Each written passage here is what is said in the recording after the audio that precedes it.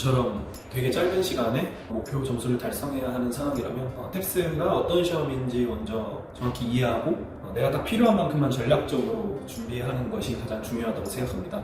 근데 이제 그 전략을 선생님들께서 굉장히 효율적으로 이미 연구를 해서 다 짜놨으니까 그 전략들을 이미 믿고 선택과 집중한다면 원하는 목표 달성할 수 있을 거라고 생각합니다. 파이팅입니다.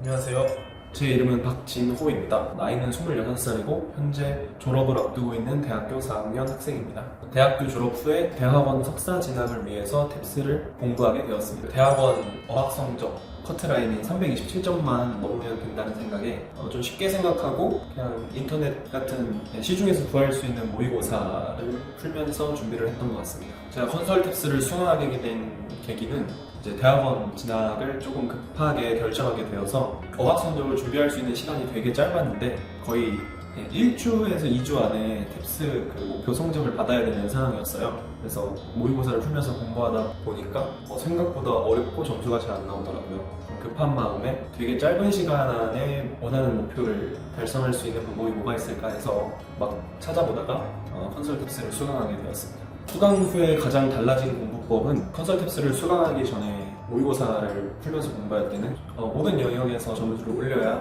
목표하는 점수를 달성하겠거니라는 막연한 생각으로 좀 공부를 했었던 것 같아요. 근데 이제 컨설 탭스에서는 선생님께서 이제 구체적으로 어떤 영역에서 어떤 점수를 받아야 우리가 목표하는 327점을 달성할 수 있다라는 가이드라인을 정확하게 제시해 주시면서 우리가 꼭 맞춰야 되는 문제와 맞추지 않아도 되는 문제, 틀려도 되는 문제를 이렇게 명확하게 구분해 주셔서 제가 전략적으로 공부하는데 되게 유리했던 것 같아요. 짧은 시간 안에 점수를 올리기 위해서 굳이 공부하지 않아도 되냐, 필요 없는 부분을 과감히 쳐내고 공부를 했던 그 공부법이 가장 효과적이었던 것 같습니다.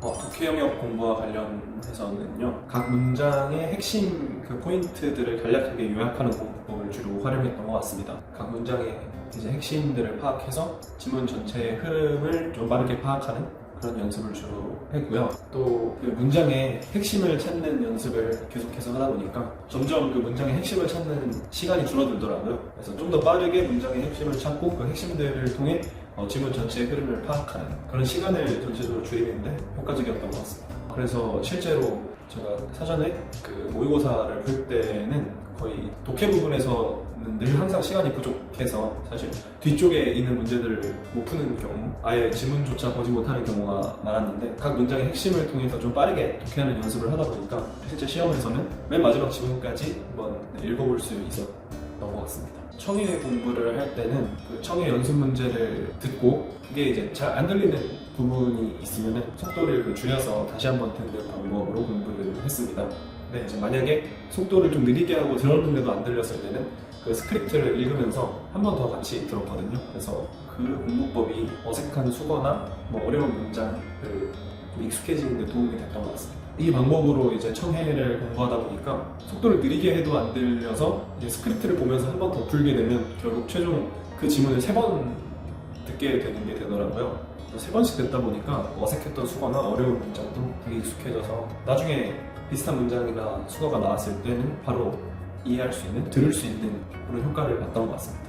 어휘 문법 영역을 별도로 학습하지는 않았고 그 327점 목표 달성을 위한 단어 그리고 그 수거, 빈출 단어 그것만 이제 한번 다 외우고 시험을 봤는데 목표 달성에는 크게 부족함이 없던 것 같습니다. 실전 훈련은 제가 준비할 수 있는 시간이 그렇게 많지 않았어서 그 컨설 탭스 교재 뒤쪽에 있는 3회분치의 모의고사를 이제 실제 시간을 측정하면서 실전처럼 풀었는데요. 그때 이제 제일 집중했던 부분이 꼭 맞춰야 되는 문제들 위주로 먼저 풀고 스킵해도 되는 문제들을 과감하게 넘어가는 그런 연습을 주로 했던 것 같습니다. 그래서 최종 그 모의고사를 풀 때 전체적인 시간 배분을 이렇게 안정적으로 할 수 있는지 그걸 주로 연습했던 것 같습니다. 저 같은 경우에는 정말 짧은 시간 안에 전략적으로 점수를 올려야 되는 경우였기 때문에 아무래도 327점과 같은 그냥 목표 달성을 위한 이제 시험을 준비하는 경우에는 어려운 어휘나 지문 같은 게 나왔을 때 시험에서 그걸 독해하려고 시간을 들이거나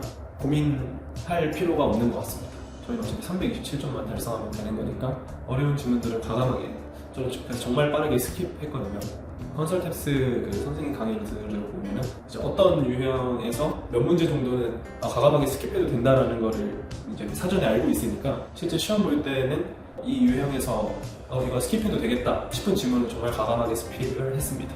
그래서 이제 뒤쪽에 있는 반드시 맞춰야 되는 문제들을 먼저 맞추고 나서 다시 돌아와서 이제 남은 시간에 그 스킵했던 문제들을 저는 다시 풀었었는데, 그런 식으로 풀었던 게 점수 향상에 가장 큰 요인이었던 것 같습니다. 5일 전 월화수목금 공부하고 이제 토요일에 텍스 시험을 봤었었는데요. 사실 처음에는 그 목표했던 점수를 한 번에 달성하지 못할 거라고 생각해서 그 다음 주에 있는 시험까지 신청을 해놨었는데, 결과적으로 이렇게 짧은 시간 안에 원했던 목표를 달성하게 돼서 속이 굉장히 후련했습니다. 또 대학원도 지원할 수 있게 되었고요. 저처럼 되게 짧은 시간에 목표 점수를 달성해야 하는 상황이라면 텍스가 어떤 시험인지 먼저 정확히 이해하고 내가 딱 필요한 만큼만 전략적으로 준비하는 것이 가장 중요하다고 생각합니다.